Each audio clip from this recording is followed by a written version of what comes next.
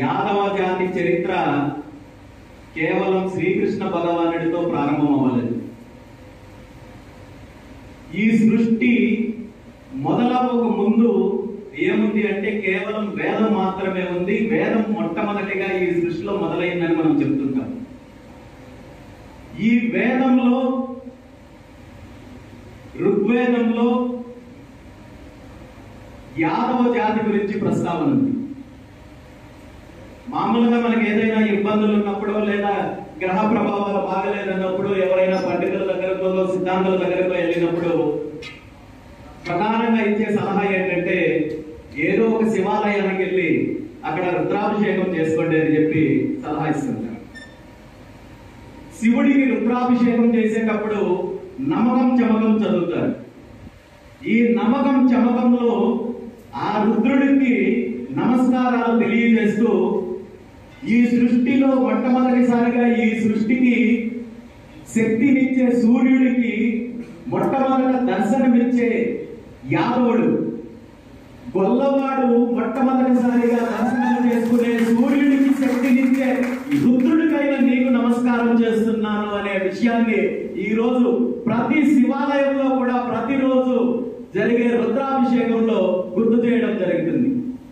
అంటే యాదవుల చరిత్రకు ఆది అంతం లేదు అనేది ఈరోజు మనం గుర్తించాలి. ఇంతటి మహోన్నతమైన చరిత్ర ఉన్న యాదవ జాతి, యాదవ వంశము ఈరోజు సమాజంలో ఏ స్థానంలో ఉన్నాం? రాజకీయంగా కావచ్చు, ఆర్థికంగా కావచ్చు, సామాజికంగా కావచ్చు, మనల్ని ఏ విధంగా అణచివేతకు గురి చేస్తున్నారు, ఏ విధంగా మన వనరులను దోపిడీ చేస్తున్నారు, మన వృత్తిని దోపిడీ చేస్తున్నారు, మన ఏదైతే మన భూములను కావచ్చు, ఆస్తులను కావచ్చు, భవిష్యత్తును కావచ్చు, అన్ని రకాలుగా దోపిడీ చేసే కార్యక్రమం జరుగుతోందనే విషయం ఈరోజు మనందరికీ తెలుసు. ఇది కేవలం యాదవులకే పరిమితం అవ్వలేదు. మిగిలిన సామాజిక వర్గాల మీద కూడా దాడులు జరుగుతున్నాయి. మిగిలిన సామాజిక వర్గాలు ముఖ్యంగా బహుజనులను అందరినీ కూడా అన్ని రకాలుగా అణచివేసే కార్యక్రమం జరుగుతోంది. ఇందులో చైతన్యం తీసుకురావడానికి, మార్పు కోసము అనేక రకాలుగా పెద్దలు అనేక రకాలుగా పోరాటం చేస్తుంటే ఈ రోజు అంతో ఇంతో ముందుకు వచ్చే పరిస్థితి ఉంది. ఈ రోజు ఇప్పుడిప్పుడే చైతన్యం అవుతున్న ఈ జాతుల విషయంలో మరొక అడుగు ముందుకు వేసి మన చరిత్రను కూడా భ్రష్టు పట్టించే ఒక విష ప్రచారానికి కావచ్చు, ఒక విష బీజం నాటడానికి మరో ప్రయత్నం జరుగుతోంది.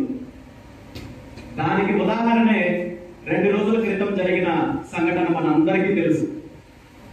గతంలో కూడా ఇలాంటి సంఘటనే తెలంగాణ రాష్ట్రంలో ఖమ్మం జిల్లాలో ఒక సినిమా నటుడికి సంబంధించిన విగ్రహాన్ని ఆ దేవదేవుడు శ్రీకృష్ణుడి రూపంలో ప్రతిష్ఠించాలని చెప్పి ప్రయత్నం జరిగితే దాన్ని ఆనాడు యాదవ సంఘాలతో పాటు శ్రీకృష్ణుడి భక్తులు ప్రతి ఒక్కరూ కూడా వ్యతిరేకించి అడ్డుకొని కోర్టులకు వెళ్ళి దీని మీద స్టే తెచ్చుకుంటే ఆ కార్యక్రమం అక్కడికి ఆగిపోతే అదే కార్యక్రమం ఈ రోజు మళ్ళీ అధికారం ఉంది కదా మనం ఏమైనా చేయొచ్చు అనే ఉద్దేశంతో గుంటూరు జిల్లా తకెళ్లపాడు ప్రాంతంలో ఎవరికీ తెలియకుండా, చడి తప్పుడు లేకుండా గత 3 నెలల నుండి ఏర్పాట్లు చేసుకొని విగ్రహాన్ని తయారు చేసి మళ్ళీ ఒక మనిషికి, ఒక నటుడికి దేవదేవుడు శ్రీకృష్ణుడి రూపంలో విగ్రహం పెట్టడానికి ప్రయత్నం జరిగింది. ఈ విషయం బయటకు తెలిసిన వెంటనే ప్రతి ఒక్కరు కూడా, ముఖ్యంగా యాదవ సామాజిక వర్గానికి సంబంధించిన ప్రతి ఒక్కరు బాధ్యతగా స్పందించారు, దీన్ని వ్యతిరేకించారు, నిరసన తెలియజేశారు.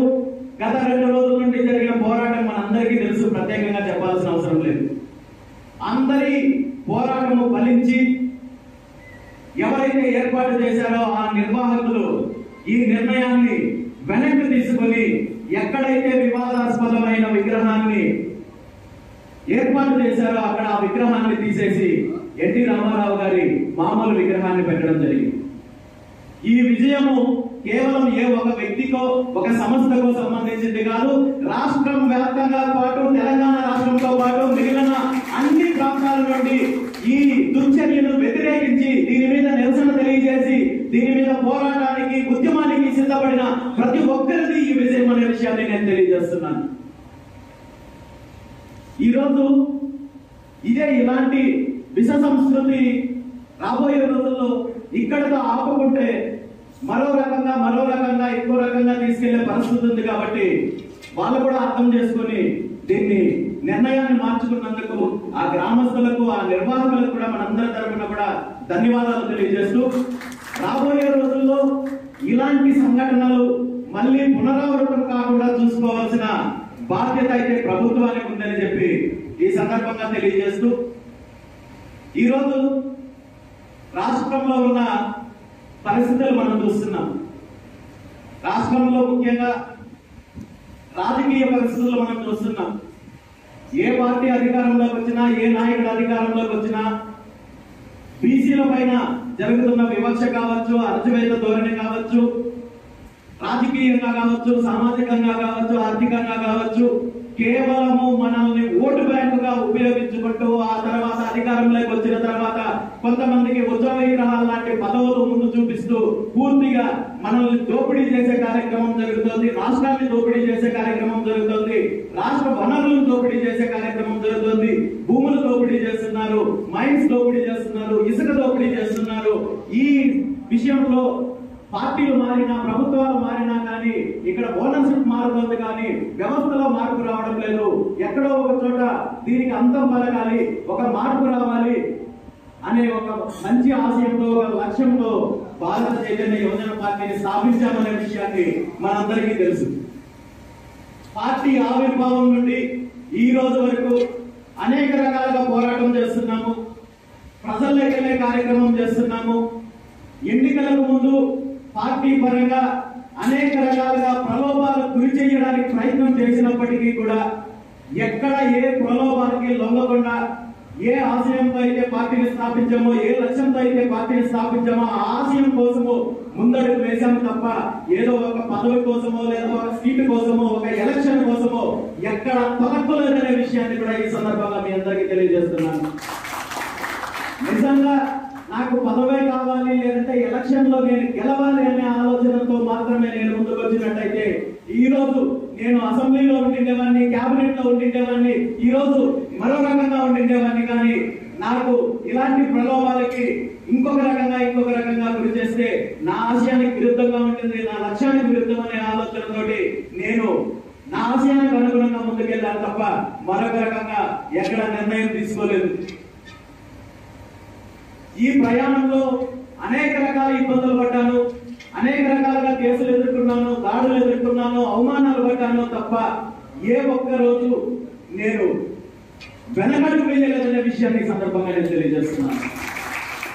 ఎందుకంటే ఈ ప్రయాణం మొదలు పెట్టినప్పుడే నాకు తెలుసు, ఇక్కడ వచ్చే ఇబ్బందుల గురించి తెలుసు, నా మీద జరిగే దాడుల గురించి తెలుసు, నన్ను ఏ విధంగా ఇబ్బంది పెడతారో, ఏ విధంగా నాకు జరిగే నష్టం, వ్యక్తిగత జీవితం కావచ్చు, వ్యాపార జీవితం కావచ్చు, కుటుంబ జీవితం కావచ్చు, ఇవన్నీ త్యాగం చేయాల్సిన పరిస్థితి ఉంటుందని ముందుగానే నేను దీనికి మానసికంగా సిద్ధపడి ముందుకు వచ్చాను తప్ప నాకేదో రెడ్ కార్పెట్ జర్నీ ఉంటుందని మాత్రం నేను ఏ రోజు అనుకోలేదు.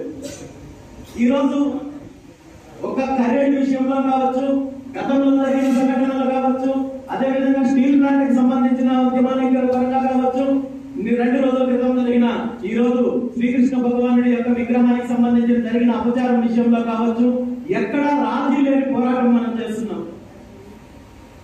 ఇవన్నీ జరిగిన తర్వాత ఈ రోజు కూడా ఒక పెద్ద మనిషి, ప్రభుత్వానికి సంబంధించిన క్యాబినెట్ లో ఉన్న ఒక మంత్రి, నాతో సన్నిహితంగా ఉన్న ఒక మంత్రి ఫోన్ చేసి, మీరు చాలా డేంజరస్ గేమ్ ఆడుతున్నారు, ఈ రోజు ప్రభుత్వంతో చెలగాటం ఆడుతున్నారు, మీరు గతంలో కరెంట్ విషయంలో ప్రభుత్వాన్ని ఇబ్బంది పెట్టారు, నిన్న విశాఖపట్నం వెళ్లి స్టీల్ ప్లాంట్ కార్మికులకు మద్దతుగా ప్రభుత్వానికి వ్యతిరేకంగా మాట్లాడారు, ఈ రోజు విగ్రహం విషయంలో ఒక సామాజిక వర్గాన్ని హత్య చేశారు, వీళ్ళందరూ కూడా కక్ష కడతారు, ప్రభుత్వము ఈ రోజు మీకు అనేక సంఘాలు లేదా ప్రతినిధులు ఇంకో రకంగా మద్దతు ఇస్తున్నారని చెప్పి మీరు వెల్లవేస్తున్నారేమో, రేపొద్దునే వీళ్ళెవరిని మాట్లాడకపోయినా ప్రభుత్వం మిమ్మల్ని వదిలిపెట్టదు అని చెప్పి నన్ను హెచ్చరించే ప్రయత్నం చేశాడు, నాకు వార్నింగ్ ఇచ్చే ప్రయత్నం చేశాడు. నేను ఒక్కడే చెప్పాను, నా పోరాటంలో నిజాయితీ ఉంది, నేను ఒక ఆశయంతో ఒక లక్ష్యంతో ముందుకు చేస్తున్నాను. ఇలాంటి బెదిరింపులో ఇలాంటి వార్నింగ్లో నేను కాదు కదా నా చిటికిన వేరున్న పెట్టుకున్న భయపడ్డాను. ఎందుకంటే ఈరోజు నేను రాజకీయంగా ఏదో పదవులు ఆశించో ఇంకొకటో కాదు. ఈ రాష్ట్రంలో ఉన్న దోపిడీ పార్టీలకు అంతం పలికి వీళ్ళకి చేస్తున్న అరాచకాలకు వీళ్ళు చేస్తున్న దోపిడీకి ఈ అరాచక పార్టీలకు కుటుంబ పార్టీలకు వారసత్వ పార్టీలకు అంతం పలికి ఒక ప్రజా రాజకీయం దిశగా ఈ రాష్ట్రంలో ఒక సరికొత్త చరిత్ర రాయడానికి వచ్చాను తప్ప ఏదో చిల్లర పదవుల కోసమో చిల్లర వైశాల కోసమో వ్యాపారాల కోసమో నేను రాలేదనే విషయాన్ని ఈరోజు స్పష్టంగా తెలియజేస్తున్నాను. ఈ నా ప్రయాణంలో అనేక రకాలుగా అన్ని వర్గాల ప్రజలతో పాటు ముఖ్యంగా యాదవ సామాజిక వర్గానికి సంబంధించిన పెద్దలు అనేక రకాలుగా నాకు పొరపాటును అందించి నా వెనక నుండి నడిపిస్తున్నారనే విషయాన్ని కూడా ఈ సందర్భంగా నేను తెలియజేస్తున్నాను. అయినప్పటికీ కూడా నా మీద ఒక రకమైన అపోహ ఉంది. ఏంటంటే నేను కొంతమంది పెద్దల్ని కలుపుకొని వెళ్ళడం లేదు, లేదంటే నేను పట్టించుకోవడం లేదు అనే రకంగా నా మీద కొన్ని అసత్య ప్రచారాలు, ఒక ఆధారం లేని ఆరోపణలు అక్కడక్కడ జరుగుతున్నాయి. ఇది కేవలము అపోహ మాత్రమే కానీ వాస్తవం కాదు అనే విషయాన్ని నేను ఈ సందర్భంగా తెలియజేస్తున్నాను. చిన్న ఉదాహరణకి ఈరోజు 2 రోజుల క్రితం జరిగిన విగ్రహం విషయానికి సంబంధించిన సంఘటన తీసుకున్నట్టయితే నేను పుంగనూరు నుండి విశాఖపట్నం నాకున్న షెడ్యూల్ ప్రకారం అక్కడున్న కార్యక్రమాల్లో పాల్గొనడం కోసము 23వ తేదీ ఉదయం 11 గంటలకు బయలుదేరి వస్తుంటే సుమారు ఒంగోలు దాటిన తర్వాత నాకు మన యాదవ్ సామాజిక వర్గానికి సంబంధించి బొట్ట మధు యాదవ్ గారు నాకు ఒక మెసేజ్ పెట్టి ఫోన్ చేయడం జరిగింది. ఈ విధంగా గుంటూరు జిల్లాలో ఒక ఎన్టీఆర్ విగ్రహాన్ని శ్రీకృష్ణుడి రూపంలో ప్రతిష్ఠ చేయడానికి ప్రయత్నం చేస్తున్నారు, దీని మీద మీరు స్పందిస్తే బాగుంటుందని చెప్పి దానికి సంబంధించిన వాళ్ళ ఇన్విటేషన్ కార్డు నాకు పెట్టడం జరిగింది. ఇన్విటేషన్ కార్డు చూసిన తర్వాత ఆ అడ్రస్ చూసిన తర్వాత వెంటనే చెక్ చేయమంటే మా వాళ్ళని ఇక్కడ నుండి కరెక్ట్ గా 85 కిలోమీటర్లు ఉంది ఈ ప్రాంతం అని చెప్పారు. వెంటనే నాకు అందుబాటులో ఉన్న కొంతమందికి ఫోన్ చేయడం జరిగింది. ఒకరిద్దరికి ఫోన్ చేస్తే విజయవాడ ప్రాంతంలో ఉన్నామో లేదా మరో ప్రాంతంలో ఉన్నారో అని చెప్పి చెప్పడం జరిగింది. మరొక నాకు బాగా కావాల్సిన సన్నిహితులు పెద్ద మనిషికి కాల్ చేస్తే తక్కెళ్ళు పాడు అంటే అది కరుడు కట్టిన కమ్మ సామాజిక వర్గానికి సంబంధించిన ఊరు. ఆ ఊరికి వెళ్ళాలంటే ప్రతిపక్షం వాళ్ళు కూడా భయపడతారు, ప్రచారానికి వెళ్ళడానికి కూడా భయపడతారు. ఆ ఊరికి వెళ్తే మనల్ని కొట్టి తరిమేస్తారు తప్ప మనం వెళ్ళకూడదు, మనం కూర్చొని మాట్లాడుకుందాం అనే విధంగా చెప్పారు. కొంచెం అర్థయ్యారు. అంటే ఈ రోజు ప్రజాస్వామ్య భారతదేశంలో ఒక గ్రామానికి వెళ్తే కొట్టి తరిమేస్తారు అంటే మనం నిజంగా ప్రజాస్వామ్యంలో ఉన్నామా లేదా బానిసత్వంలో ఉన్నామా? ఆ ఒక్క మాట కోసము నేను ఎలాగో ఆంధ్ర వెళ్తున్నాను కాబట్టి ఏమవుతుందో చూద్దాము, నిజంగా అక్కడ ఏం జరుగుతుందో చూద్దామని అక్కడికి వెళ్ళడం జరిగింది. ఎవరిని ఇబ్బంది పెట్టదలుచుకోలేదు. అక్కడికి వెళ్ళింది కూడా నేను గొడవ కోసం వెళ్ళలేదు. అక్కడ ఉన్న నిర్వాహకులతో మాట్లాడి ఇది మీరు చేస్తున్నది కరెక్ట్ కాదు, దీనివల్ల వివాదాలు తలెత్తుతాయి కాబట్టి మీ నిర్ణయాన్ని వెనక్కి తీసుకోండి, లేదంటే విగ్రహాన్ని మార్చండి చెప్పడానికి వెళ్తే అక్కడ ఉన్న వాళ్ళు దాని మీద వేరే రకంగా మాట్లాడడం జరిగింది. మేము ఈ కార్యక్రమాన్ని చేసి తీరుతాము.